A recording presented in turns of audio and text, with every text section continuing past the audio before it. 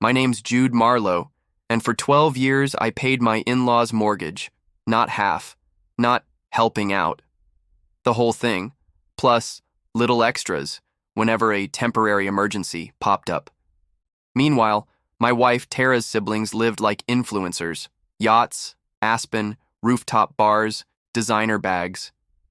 Their contribution to mom and dad's house? Crickets. It began with a 3-month favor for Tara's dad, Martin. Cash flow hiccup. 3 months became 6, a year, then routine. Anytime I suggested stopping, Tara hit me with family. First, it's our duty. So I kept paying while our own down payment, vacations, and peace of mind evaporated. The $50,000 ask one night we're at Loire, the kind of restaurant that doesn't print prices, celebrating Tara's sister Sloane's engagement. After the toasts, Tara's mom Yvonne stands, all smiles, venue booked, deposits down, flowers, ordered. We only need the balance, $50,000. Jude, you'll handle it like always. No, I said. Clean. Final. You'd think I'd confess to a felony. Tara called me ungrateful. Martin praised my reliability.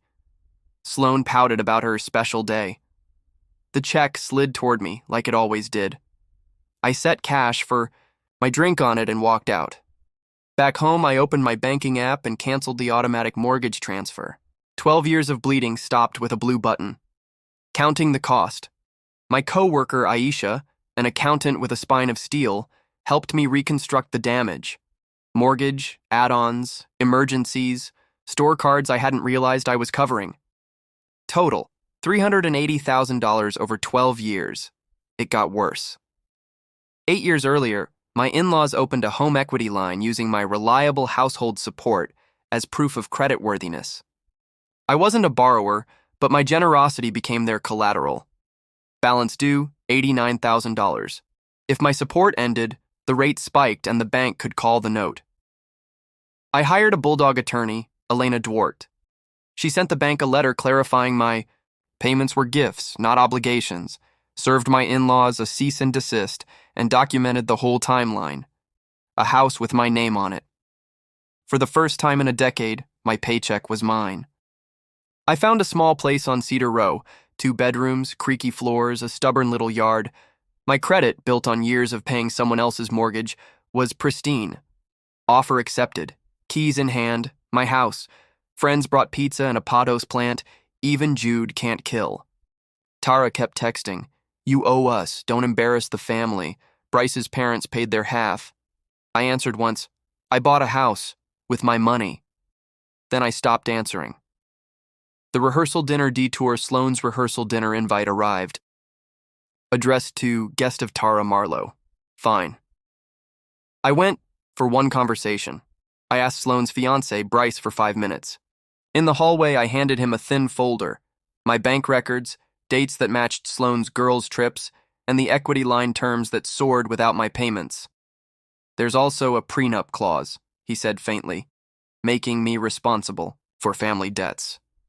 Then you're marrying $250K plus a 12.8% interest fire, I said. He returned the ring on the porch rail, told no one in particular, I can't build a future on other people's bills, and left. When the bank calls a week later, the bank phoned. Support ceased? Permanently. Rate adjusted. 90 days. To cure or foreclosure. Calls from Tara and her parents poured in.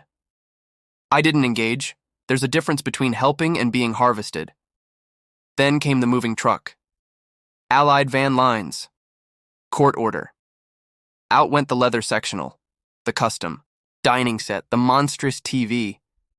Yvonne sobbed about her grandmother's china. The crew chief pointed to the order. Sloane screeched into the driveway. The movers kept moving. Across the street, Bryce watched, then quietly drove away. Yvonne finally saw me at my fence. Are you happy now? She shouted. I stood. No, I said level. But for the first time in 12 years, I'm not miserable. The internet has questioned. Sloane went live on Instagram, weeping about abandonment. Neighbors chimed in, the luxury cars, constant renovations, parties, while I shoveled their drive at 5 a.m. Comments turned. Screenshots of vacations lined up perfectly with my extra transfers. Public records of the equity line circulated. Tara texted, "Tell your fans to stop." I replied, "I don't control the truth," and blocked her. Clean Severance Dwart called, "Foreclosure set 30 days to vacate." My status? Clear. No contractual ties, no implied obligations. Keep a log. Ignore the guilt. The system, cold as it is, finally worked like a guillotine on the mess. That night, my friends sat on the floor of my living room amid takeout cartons and a crooked IKEA bookcase we pretended was art. Aisha pushed a folder across the rug. "Every payment you made, keep it as a reminder." The numbers were brutal. The lesson wasn't. Rafi asked, "How do you feel?" "Relieved," I said, "and proud I finally learned the line between helping someone and letting them help themselves." To my bank account. Aftermath. Tara showed up once, eyes wild. "They'll lose the house." "I know," I said. "The bank told me." "Fix it." "I already did," I said, nodding at my key on the table. "I fixed my life. I'm learning small things. Now, how much Sun Apothos likes, which paint shade is confident blue without being ridiculous. That grocery shopping is easier when your cart isn't full of other people's emergencies. Some evenings I sit on the porch, coffee in hand, and listen to a neighborhood that's quiet because the drama isn't mine.